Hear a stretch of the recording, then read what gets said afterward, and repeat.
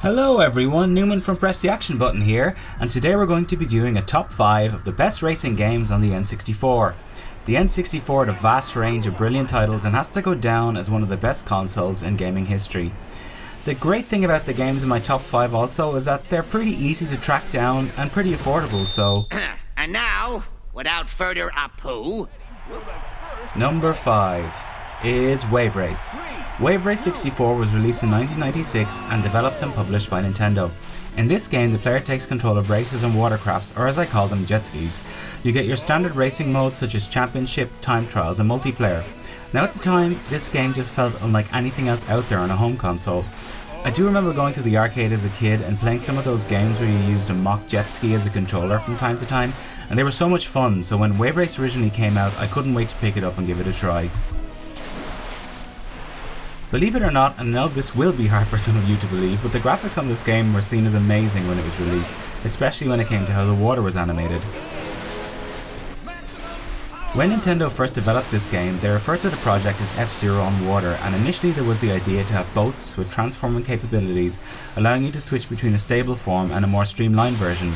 However, the boats were ultimately replaced with jet skis at the suggestion of Rare's Tim Stamper. Great name, by the way. Miyamoto seemed happy with the change of direction, stating, "Boats look pretty good at the show, but I didn't think that Wave Race 64 would be unique from similar games in other systems if we used boats." The game was a critical and commercial success at the time, selling more than 150,000 units by December of 96 and more than 1 million units in the United States by December 97.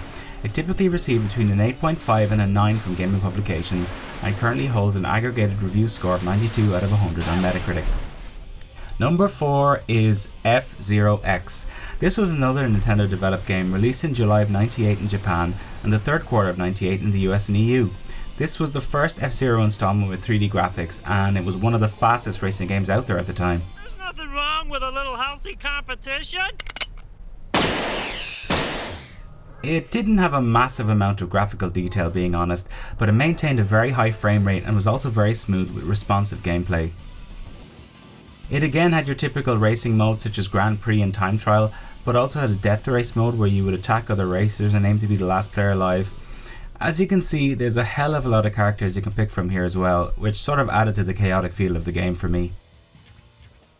There was an unusual dynamic in this game in that you couldn't use your booster until you completed the first lap, which forced you to rely on driving skills alone, and once you did cross into the second lap, you'd have to use your boosters with caution because every time you mashed that button your health would deplete, so it was a fine balancing act between gathering speed and staying alive.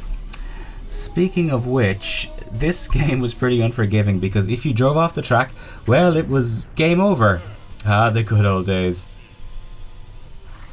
It almost seemed almost impossible to gain much ground on your opponents. It just felt as soon as you made a mistake, someone was immediately on your tail ready to overtake. I also really enjoyed the soundtrack of this game, which was composed by Taro Bando and Hajime Wakai. Every song felt like a perfect companion to the manic speed and futuristic feel of the game. Some personal favourites were Dream Chaser and Endless Challenge. I also really liked some of the sound effects, like the announcer countdown at the start of each race. 3, 2, 1. It typically got positive reviews between 7 and 9 on most gaming publications and currently holds an 85 out of 100 rating on Metacritic. Number 3 is Beetle Adventure Racing, and no, your eyes don't deceive you, you are driving a Beetle, your opponents are driving a Beetles, we all love Beetles, don't we? This game was developed by Paradigm Entertainment and EA Canada and released in March of 99 in North America and September of 99 in the EU. This for me was a real hidden gem, and not too many people had played it back in my day. In this game, as I alluded to previously, every single vehicle is a Volkswagen New Beetle. I mean, sure, there was some kind of an ironclad legal contractual agreement in play forcing a restrictive branded tie for EA with the angelic, unblemished auto manufacturer. But hey, it was still a hell of a lot of fun. In fact, EA Canada had initially partnered with Paradigm to work on a Need for Speed game for the Nintendo 64, but when EA signed the deal with Volkswagen, this game suddenly transformed into what we got here.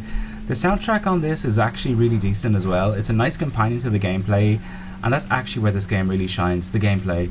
It's so fluid and fun, just a brilliantly built racing game. The graphics for the time were stunning and the tracks were really long and memorable. It scored very strongly with gaming publications, typically between an 8 and a 9, and currently holds a 90 out of 100 rating on Metacritic. Fun fact, apparently there was a Beetle Adventure Racing 2 in development, but to date it still hasn't been released. Maybe one day, huh? I guess now though, the cars would all be electric. As we know, Volkswagen has a very strong track record on reducing NOx emissions. Number 2 is the one and only, the classic Mario Kart 64. This was released in December of 96 in Japan and Q1 of 97 in other markets and was developed and published by Nintendo. Like F-Zero, this was the first 3D entry for the Mario Kart series that we got. There were 16 tracks, 4 cups and 4 battle stages. I never liked the battle, to be honest. In terms of games modes, you had your Grand Prix, Time Trial, Versus and Battle mode. You had 8 playable characters, which are Mario, Luigi, Princess Peach, Toad, Yoshi, Bowser, Wario and Donkey Kong, and characters were divided into weight classes. This was another game with a solid soundtrack by Kenta Nagata, and for me the songs always seemed to really match each level. Playing this was just so much fun, it was so wacky and chaotic, and for me it's still one of the best couch co-ops around. It's typically seen as one of the best racing games of all time, even though it has nothing on Double Dash in my opinion, and typically scored very strongly, apart from GameSpot, which somehow gave it a 6.4 out of a 10. It currently holds a Metacritic aggregated score of 83 out of 100, and as we know, it spawned many sequels to this day. As far as I remember, this was the first Mario Kart game to introduce the blue shell as well, which is a classic item to use in your smug friends when they were coasting in first place. That for me was the most enjoyable thing about this game. You knew where to time attacks on certain levels to cause maximum humiliation and anger in your friends and loved ones, peak of which was forming them off a track at a point where they'd have to do the same lap over again. And on to number 1, which is Diddy Kong Racing. That's right, our carefree simian friend has clinched the top spot on my list. Developed and published by the sensational Rare and released in November of 97. Now I went back and forth between this and Mario Kart for top spot, and the reason why I ultimately went with Diddy Kong Racing is because for me it's just a much more complete game. It brought dynamics into racing games such as boss battles, which Mario Kart never had. It introduced a hub world leading to different tracks and offered 3 separate vehicle options in your kart, hovercraft and airplane. The soundtrack was composed by the incredible David Wise, and as usual he just knocks it out of the park. I also loved how he introduced little elements to shift the music as you went from level to level. For example, adding bells and snow themed levels, adding a banjo when you're hovering over banjo as a character. Just some really nice touches to add to the charm. Another unusual thing about this game, as a racing game anyway, is that it actually had a story.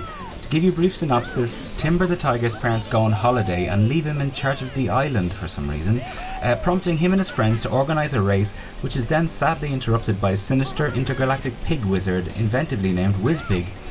Whizpig turns the island's 4 guardians into his henchmen, and the only solution is to defeat the pig and restore the island to its former glory. So Timber hires, and I really don't know how he's paying them, 8 racers, which are Diddy Kong, Conker, Banjo, Crunch, Tip Top, TT, Pipsy and Bumper, who are aided by Taj, an Indian elephant genie, who is a little out of step with modern audiences, shall we say. Anyway, a long story short and spoilers, in the end Whizpig just gets away. So the game itself is beautifully made with a great soundtrack, colourful characters and memorable tracks. They genuinely packed so much into this cartridge. It sold 4.8 million copies since its release, making it Nintendo 64's 8th best-selling game of all time. There was a sequel in the works called Donkey Kong Racing, see what they did there, where I'd imagined they were going to track down Whizpig again, but it was abandoned after Microsoft purchased and consequently slowly and painfully murdered Rare. This game also scored very strongly with gaming publications, typically scoring between a 7 and a 9, although again, GameSpot seemed to have marked it as a 6.6. Come on. The game currently holds an 88 out of 100 mark on Metacritic and is still seen as one of the best racers of all time, deservedly our number 1 in today's video. Well, that's it from me folks. I hope you've enjoyed the video, and if you think there were any other games that should have been included in this top 5, please put it in the comments below. Until next time guys, bye!